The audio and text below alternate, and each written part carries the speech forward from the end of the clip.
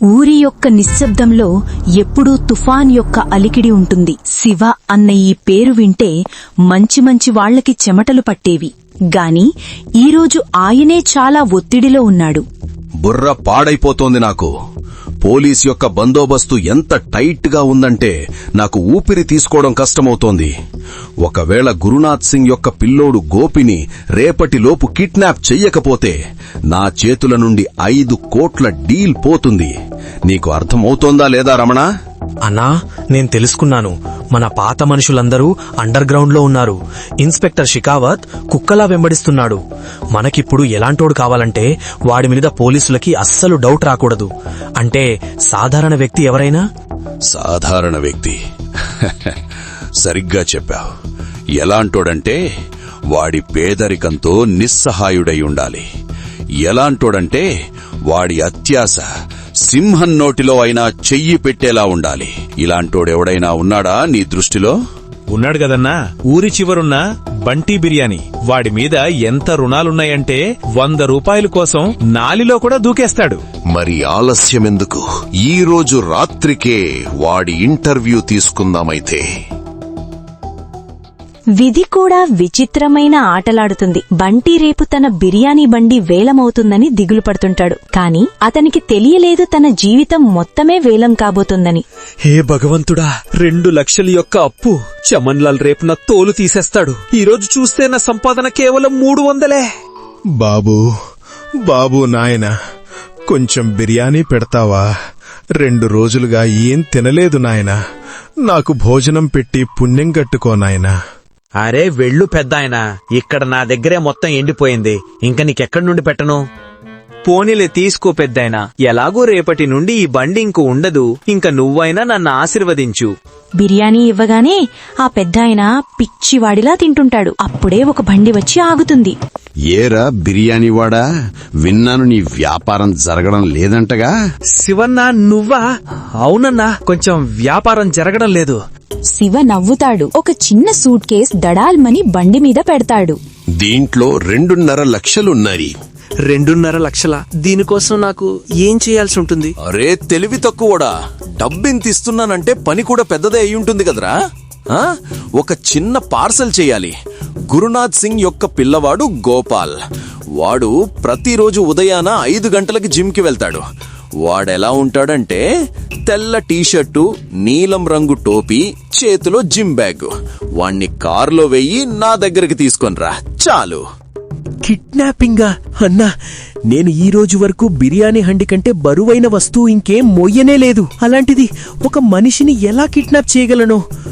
అయితే ఈ పిస్తాల్ చూస్తున్నావు కదా, ఇది నీ నెత్తి మీదుంటుంది. ఇంకా ఆ ముసలోడు చూస్తున్నాడు కదా, వాడు నీ చావుకి సాక్షుడవుతాడు. లేదు లేదన్నా, నేను చేస్తాను. తెల్ల టీషర్టు, నీలం రంగు టోపీ గుర్తుంది. రాబోయే 24 గంటల్లో పని అయిపోవలసి ఉంటుంది.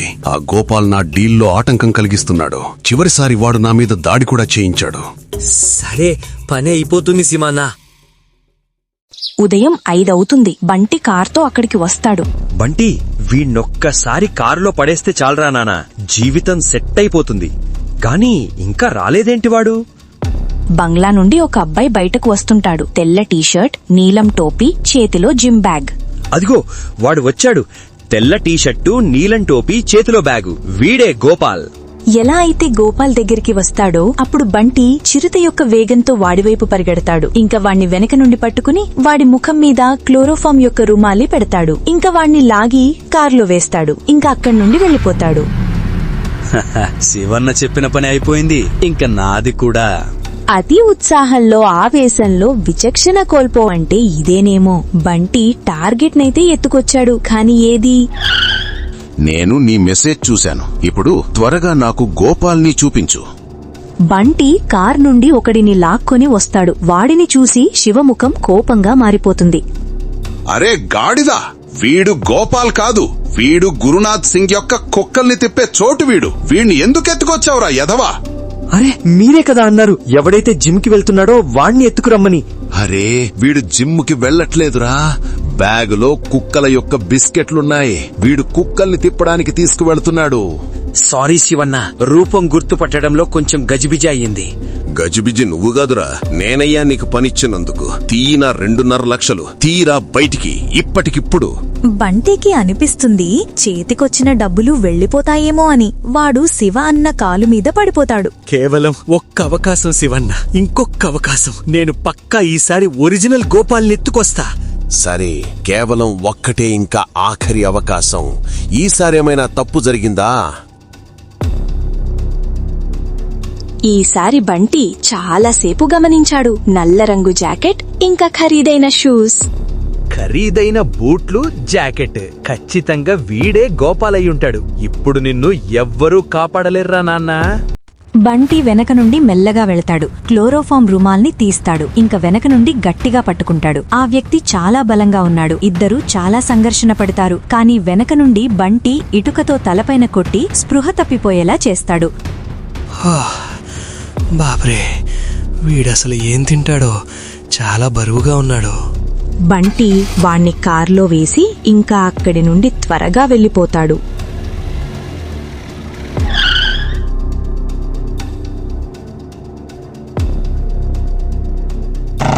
శివ అన్న వస్తాడు.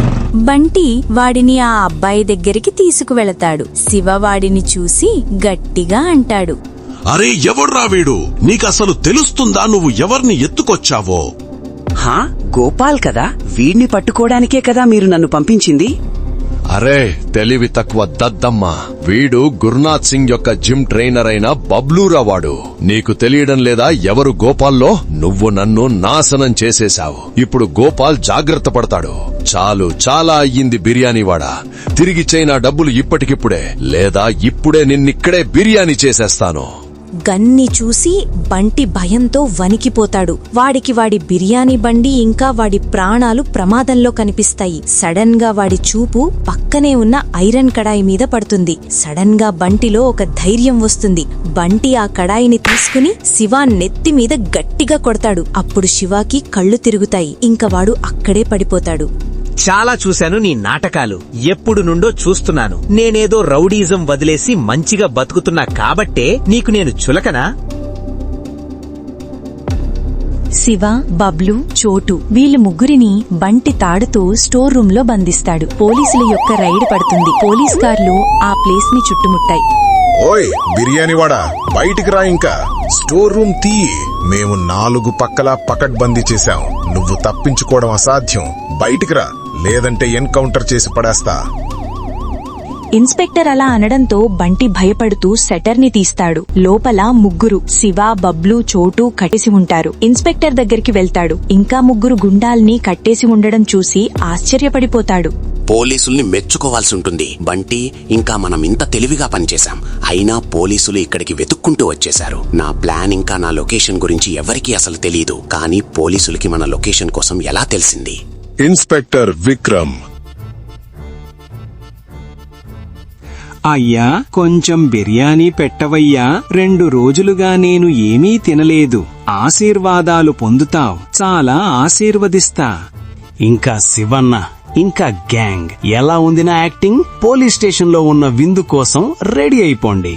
శబాష్ బంటి, శబాష్. నువ్వు మా పనిని సులభం చేశావు. మేము వీళ్ళు ముగ్గురిని చాలా రోజులుగా వెతుకుతున్నాం. వెతుకుతున్నారా? గాని ఎందుకు సార్? నేను శివన్న భయపెట్టడంతో ఇదంతా చేశాను సార్. శివ ఒక ఇంటర్నేషనల్ కిడ్నాపింగ్ ర్యాకెట్ యొక్క ప్రతినిధి. వీడు గోపాల్ని కిడ్నాప్ చేసి వాళ్ల తండ్రిని బ్లాక్మెయిల్ చేయాలనుకున్నాడు. ఇంకా వీడు చోటు. వీడు గురునాథ్ సింగ్ కి శత్రువు అయిన శ్యామ్ సింగ్ యొక్క రైట్ హ్యాండ్.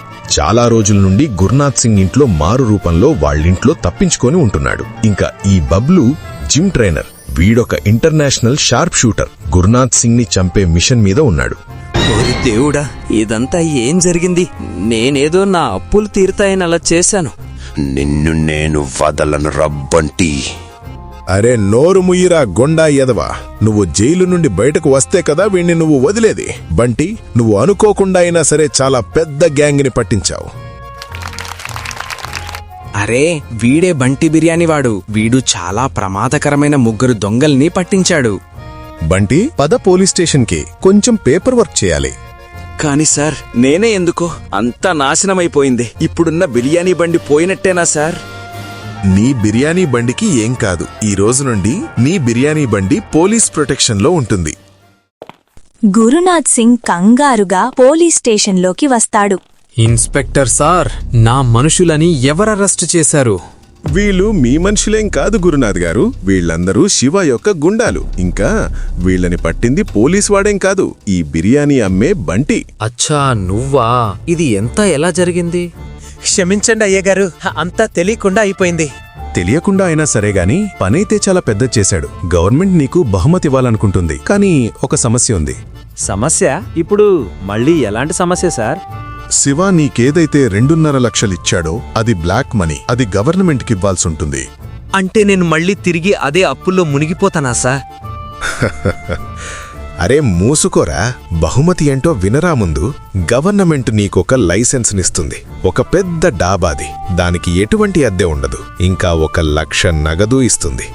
కేవలం 1 లక్షేనా? కానీ నా అప్పు 2 లక్షలుంది సార్.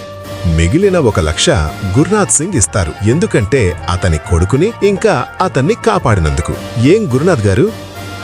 ఖచ్చితంగా. నా ప్రాణం కన్నా 1 లక్ష ఏం ఎక్కువ కాదు. బతికిపోయావురా బంటి. అత్యాశ కారణంగా జైల్లో దెబ్బలు తినాల్సింది. అరే సంపాదించండి కానీ నిజాయితీగా.